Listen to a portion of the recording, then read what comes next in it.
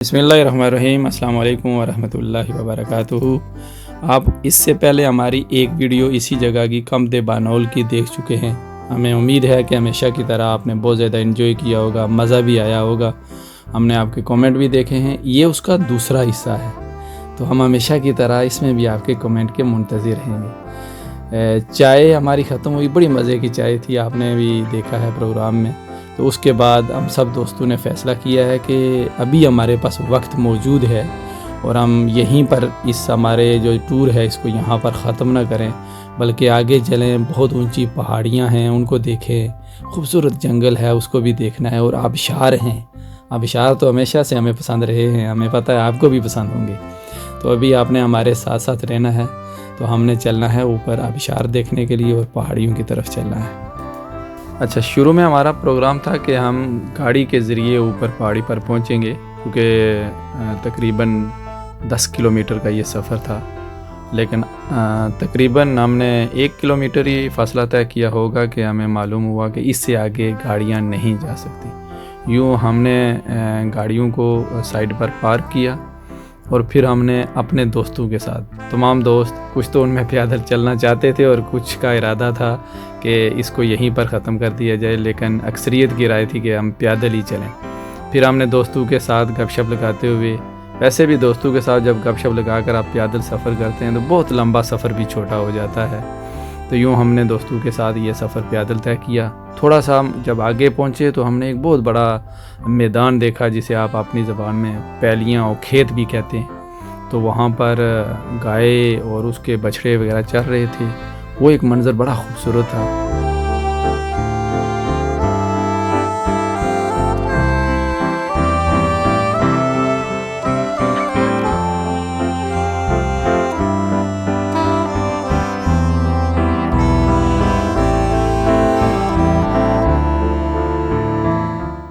ये जिस जगह पर हम खड़े हैं ये पूरे का पूरा आज़ाद कश्मीर का मंजर पेश कर रहा है कि खूबसूरत और ऊंचे ऊंचे पहाड़ हैं और बहुत खूबसूरत जंगल है। और यहाँ मैं आपको मज़े की ये बात बताता हूँ कि अगर चाहे जंगल है और ऊंचे पहाड़ हैं, लेकिन सड़क हर एक पहाड़ के साथ लगती है, हर एक जंगल के साथ लग रही है। और यहाँ पर दाएं बाएं जानवर भी बेशुमार हैं जो कि वो चर रहे हैं। एक खूबसूरत सा माहौल और कुदरती माहौल मंजरनामा पेश कर रहा है। और इसको देखकर सच्ची बात है, जब आप भी देखेंगे ये वीडियो तो आपको भी महसूस होगा और आप ये सोचेंगे कि ये वीडियो क्यों बंदा बना रहा है, जबकि ये खुद आज़ाद कश्मीर से है। आज़ाद कश्मीर में ये सारी चीज़ें मौजूद हैं, लेकिन हमारी आज़ाद कश्मीर में उस तरह से डेवलपमेंट नहीं है जिस तरह से इन लोगों ने की हुई है।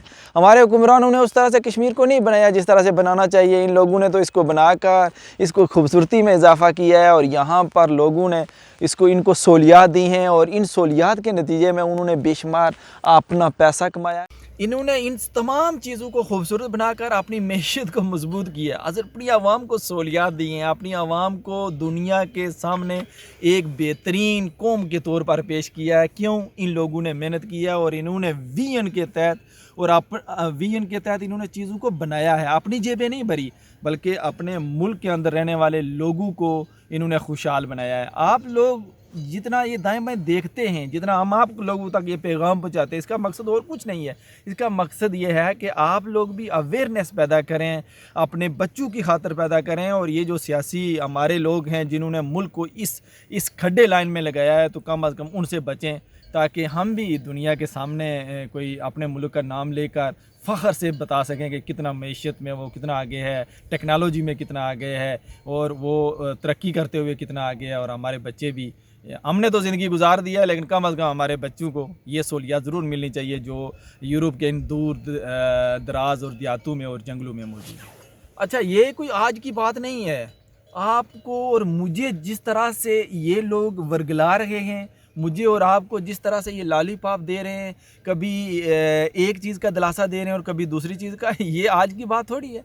अगर आप अपने वालिदैन के दौर को देखें, अपने दादाजी के दौर को देखें, परदादाजी के दौर को देखें और वो लोग जो पुराने सियासतदान से उनको देखें, तो उन्होंने भी हमारे वालिदैन को और हमारे बुज़ुर्गों को इसी तरह से लॉलीपॉप दिया है। अगर हमारे बुज़ुर्ग और हमारे आबा अजदाद इन लोगों को जान जाते, पहचान जाते, इनको वोट ना देते, इनको इलेक्शन में ना जितवाते, इनको असम्बली में ना भेजते, तो आज हमारा मुल्क तरक्की करता। लेकिन अगर उनसे गलतियाँ हुई तो हमने सीखना है।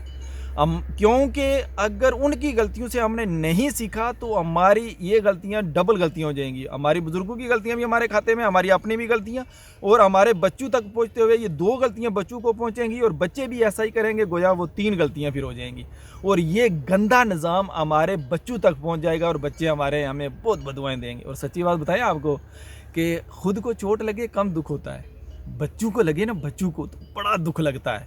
تو کبھی سوچیں ذرا, کیا ہمارے بچے بھی اسی طرح پیدل چلیں گے, اسی طرح کے اسکول میں پڑھیں گے, اسی طرح تھانے کچہری کے چکروں میں دھکے, اسی طرح رشوت, اسی طرح سفارش کریں گے؟ نہیں نا, آپ نہیں چاہتے نا.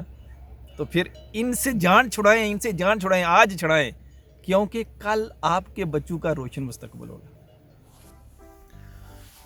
ابھی ہمارا یہ سفر پہاڑی کی اس جانب رواں دواں ہے. سارے دوست بڑے ہی جذبات کے ساتھ اور ہمت کے ساتھ آگے بڑھ رہے ہیں.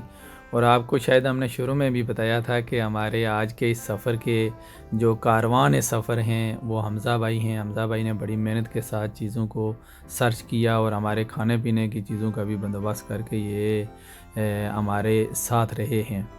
تو ابھی ہم آگے کی طرف بڑھ رہے ہیں. پہاڑی بہت اونچی ہے. جو ہم آگے بڑھ رہے ہیں تو ہمیں یوں محسوس ہوتا ہے جیسے ہم K2 کی پہاڑی کی طرف جا رہے ہیں. اور یہ بھی ہو رہا ہے کہ جو ہم اوپر کی جانب جا رہے ہیں تو ظاہر ہے کہ تھوڑی سی تھکاوٹ محسوس ہوتی ہے, تو تھکتے جا رہے ہیں. کچھ دوست تو زیادہ چل لیتے تھے, کچھ جوان بھی تھے, اور کچھ تو ایسے تھے جنہوں نے اگلے روز بھی کافی واک کی تھی اور پیدل چلے تھے.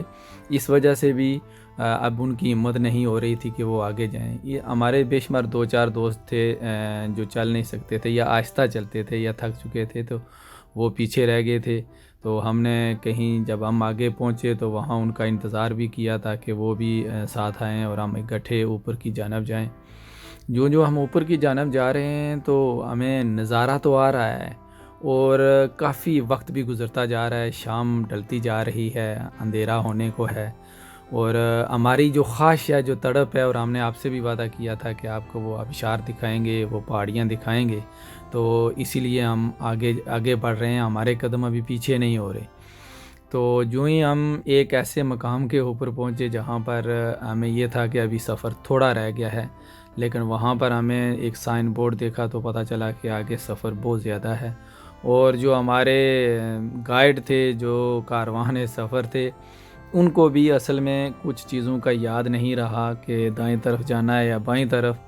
تو یوں ان کے بھی مس گائیڈ ہونے کی وجہ سے ہمیں اپنا یہ سفر جو ہے نا وہ مکمل نہ کر سکے, اور آدھے راستے میں ہی رہ گئے. ابھی چونکہ رات بھی ہو چکی تھی تو سب دوست بہت زیادہ تھک چکے تھے, کیونکہ کبھی دائیں طرف اور کبھی بائیں طرف چلنا تھا. کہیں ہم آگے کی طرف جہاں ہم نے پہنچنا تھا اس کا کوئی راستے کا تعین نہیں ہو رہا تھا. اس لیے سب دوستوں نے یہ فیصلہ کیا کہ اب مزید آگے نہیں چلا جا سکتا. ایک تو رات بھی بہت زیادہ ہوتی جا رہی تھی, اور پھر جہاں ہم پہنچ چکے تھے وہاں تقریباً ہم نے 1 گھنٹے کا سفر پیدل, 1.5 گھنٹے کا سفر پیدل کیا تھا. اب ظاہر ہے کہ اگر ہم مزید 1-2 گھنٹے آگے جاتے تو پھر واپسی کے لیے ہمیں 3-4 گھنٹے چاہیے ہوتے تھے. اس لیے ہم نے کہا کہ 1-1.5 گھنٹہ ہم یہاں پہنچے ہیں, تو ابھی 1 گھنٹہ چونکہ ابھی اترائی ہے تو واپس 1 گھنٹے میں ہم واپس پہنچ جائیں گے, اور پھر وہاں سے گاڑیوں میں بیٹھ کر گھر کی طرف بھی آنا ہے. تو یہ کافی ٹائم ہمیں. ناظرین, ہم نے ایک اور آگے جگہ دیکھنے کے لیے جانا تھا, اور آپ کو بتایا تھا کہ آپ کو بھی وہ جگہ دکھائیں گے, لیکن ہمارے گائیڈ صاحب جو ہیں وہ ادھر بیٹھے ہوئے ہیں, تھک چکے ہیں, انہیں خود ہی نہیں پتا کہ کہاں جانا ہے. اس لیے ہم آپ سے معذرت کرتے ہیں, لیکن اس وعدے کے ساتھ کہ ہم آئندہ ضرور آئیں گے اور وہ جگہ آپ کو دکھائیں گے. بڑی خوبصورت جگہ, ہمیں بھی فوٹو میں ہی دیکھا ہے, وہ گوگل سے ہم نے ڈاؤن لوڈ کر کے دیکھے. آپ کو دکھائیں گے, ضرور دکھائیں گے, لیکن تب تک آپ ان آبشاروں کی رکھوالی کریں جو کشمیر میں موجود ہیں, ان جنگلوں کی حفاظت کریں جو کشمیر میں موجود ہیں, ان پہاڑوں کی, اور وہ جو ندی نالے ہیں ان کی حفاظت کریں.